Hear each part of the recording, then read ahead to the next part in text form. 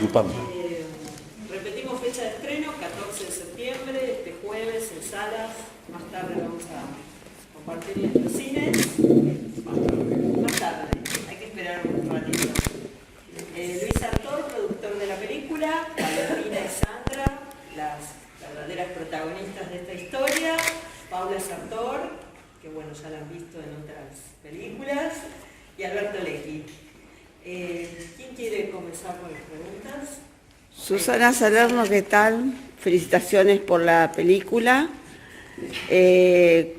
¿Cómo fue la llegada de esta historia a tus manos para poder realizarla y exponer esta historia que es muy fuerte?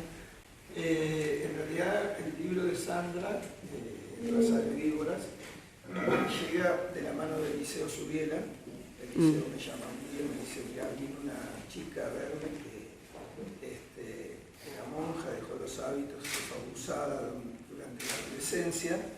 Es un libro de denuncia, me dice, el libro es impactante. Dice, pero yo tengo tantas cosas y no es el estilo de película que yo sé que puedo hacer. Dice, a vos te va a interesar muchísimo. Me dio el libro. Yo lo leí y el libro es un libro de denuncia, como recién me había dicho.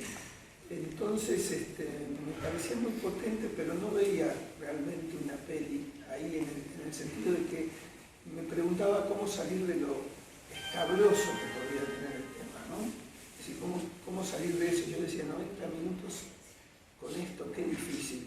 Y lo llamé a Liceo y le conté lo que me parecía y quedó ahí. En general suelo contestar inmediatamente cuando me mandan cosas, me gusten o no me gusten, porque sé el sacrificio que es que alguien escriba algo y que no tenga devolución. Pero a Sandra no lo llamé porque no sabía que ella sabía que el libro lo tenía yo. Muchos meses después, no tengo idea cuántos, pero muchos, o años.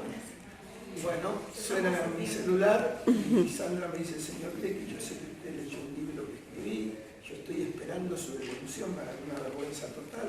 Entonces le dije, perdóname, yo no sabía que vos tenías, que sabía que yo tenía el libro, déjame que lo lea de nuevo y ahí te digo.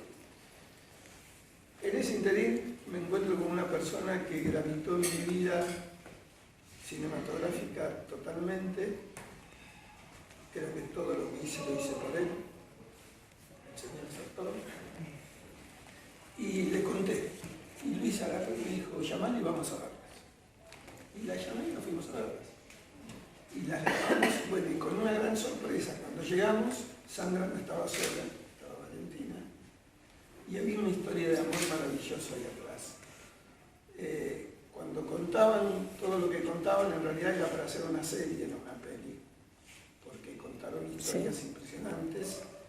Pero yo ahí sentí que había una película, que la historia de amor era una historia de dos mujeres que no se victimizaban, de dos mujeres que a pesar del dolor y del sufrimiento que habían tenido cuando fueron adolescentes, habían peleado para superarse, para sanarse y para que el amor fuera más importante que ese pasado cruel.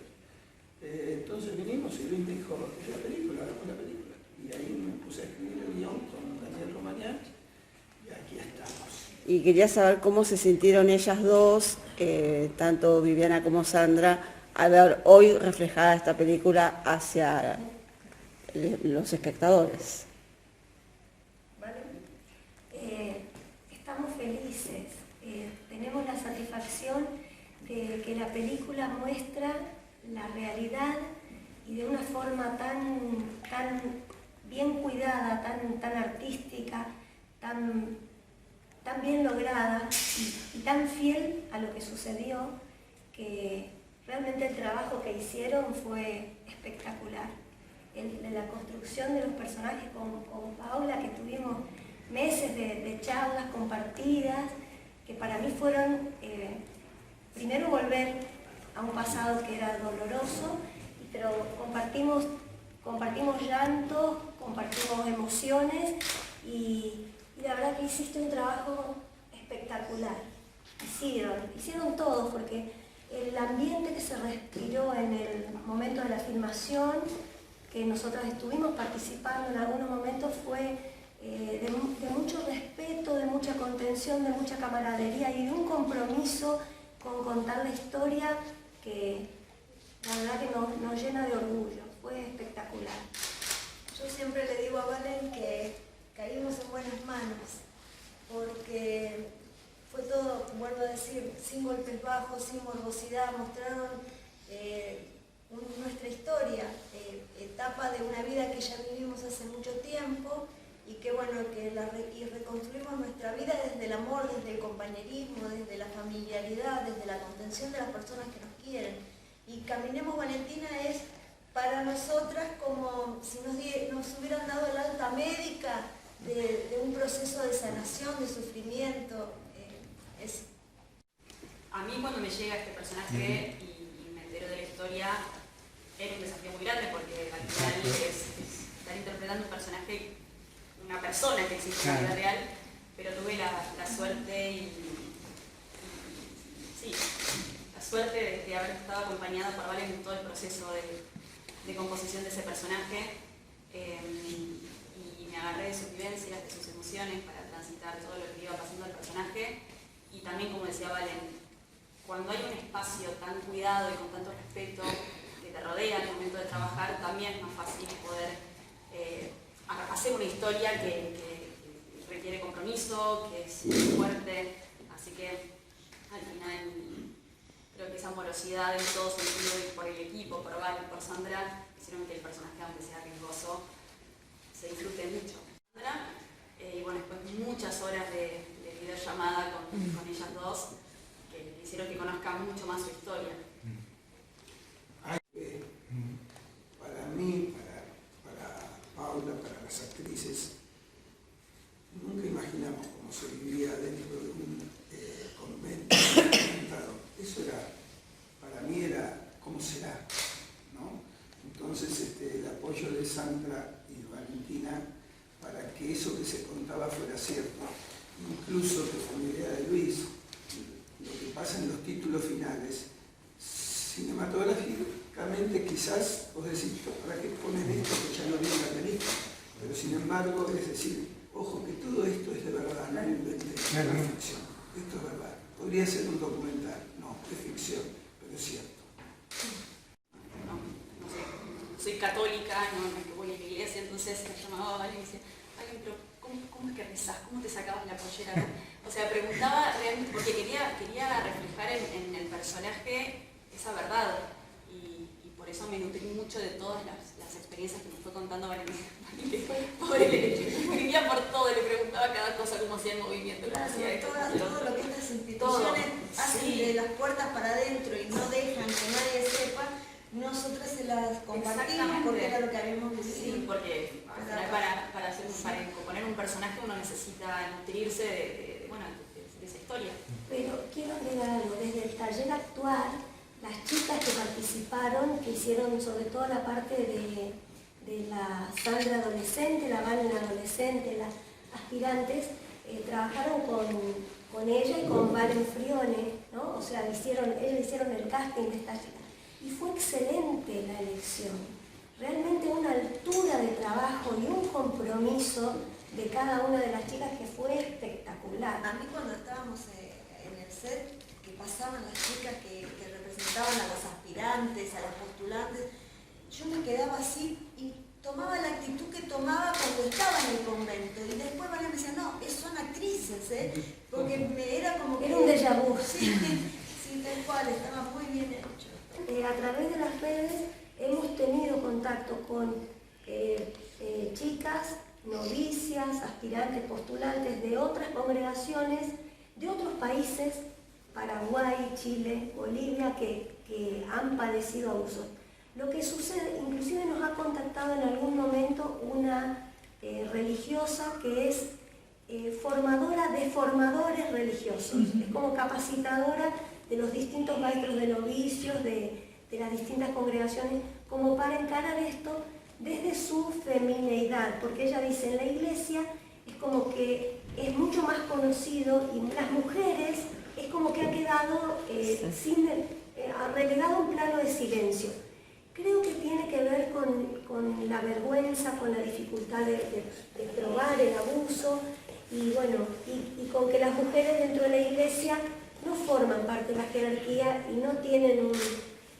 De hecho decimos la iglesia, pero no es que la iglesia en sí se hace cargo en caso de que se tuviera que hacer cargo o que se hiciera cargo. Ellos se le patean la pelota a cada congregación.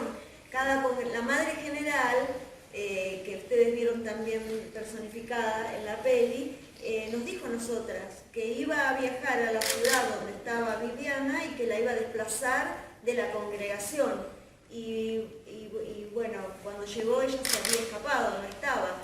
Pero también esta persona sabemos que está en Venezuela con otro nombre, trabajando en otra congregación, sigue siendo monja. ¿No?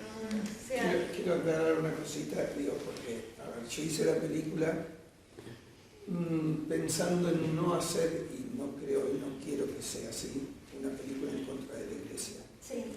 Es una película en contra de un sector de la iglesia y de algunos personajes que con hipocresía se manejan dentro de la iglesia.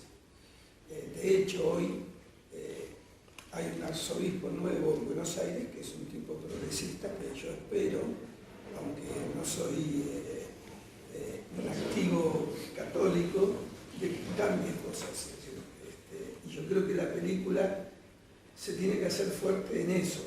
Es decir, voy a decir algo que no sé si se tiene que decir, es como una película necesaria. ¿Necesaria para qué? Para que estas cosas no queden en el olvido, para que algo cambie y para que no se vuelva a repetir una historia como esta. Para mí la película se llama Caminemos Valentina, no solo porque Sandra le decía a Valentina, caminemos, sino porque yo sentía que el caminemos implicaba no pararnos, seguir para adelante, creemos, sigamos para adelante, sigamos para adelante. Entonces el Caminemos Valentina para mí tenía que ver con eso. Pero en esta cosa de seguir para adelante, peleando, había un pasado tortuoso. ¿Cómo recordaban ellas ese pasado negro? Entonces, la película es blanco y negro en el pasado y con más color. Si bien es medio pastelado, que la decisión fue esa en cuanto a lo estético. Y en cuanto a la música, yo soy absolutamente libre con la música. Así, cada vez que hago una peli, lo que puedo decir es, y yo creo que son vientos, creo que son pianos, pero más allá de eso, ¿no? Luis suele meterse mucho más en eso y me dice cosas ya desde el comienzo. Después lo que sí hago es recibo la música. Mira, te suele pasar, me ha pasado mucho, de recibir músicas y escucharlas y decir, qué buena música es. Y la pones en la imagen y decís, qué desastre, me destroza todo. Bueno, entonces me mandan música y voy diciendo, mira, esto me parece que va bien, esto no, lo vas armando. Acá hubo un proceso, esto también es importante, Silvio Cayosi es un director chileno muy reconocido. Primero aceptaron la coproducción, eso todo lo manejó Luis, pero un día me llama Silvio y me dice, Alberto, yo quiero editar la película, te jode que yo le edite. Le digo, no, me asombró, me aceptaría. Bueno, se había enganchado mucho con la historia, entonces él me iba mandando material, yo le iba contestando y la hija, que es la que hace la música de la película, iba viendo y iba mandándome también cosas. Así que fue un trabajo así de vuelta muy... que hoy la tecnología te lo permite, ¿no? De hecho a mí me sucedió tal cual lo reflejó Alberto en la película. Yo me la saqué de encima y yo pensé que me pasaba a mí, porque ese mismo discurso que tenía, yo soy como tu mamá, soy el reemplazo de tu madre, bueno, lo que ustedes vieron, lo hacía con todas. Y era una época en que no había tanta comunicación entre nosotras porque tampoco se nos permitía hacer amistades profundas. Entonces los espacios que compartíamos eran todas juntas y no nos permitía tener conversaciones privadas. De hecho se muestra ahí cómo nos retan cuando alguien quería saber por qué la otra estaba mal o no. Había muchos horarios de silencio en la época de formación.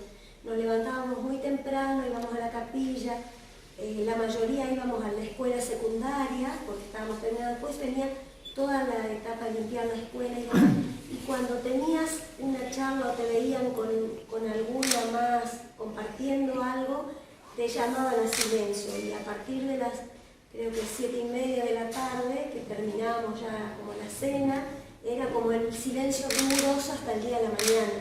Y ahí sí nos llamaban la atención, era como que mantener el silencio era importante. Mi familia venía una vez cada 2 meses o algo, me hubiera llevado.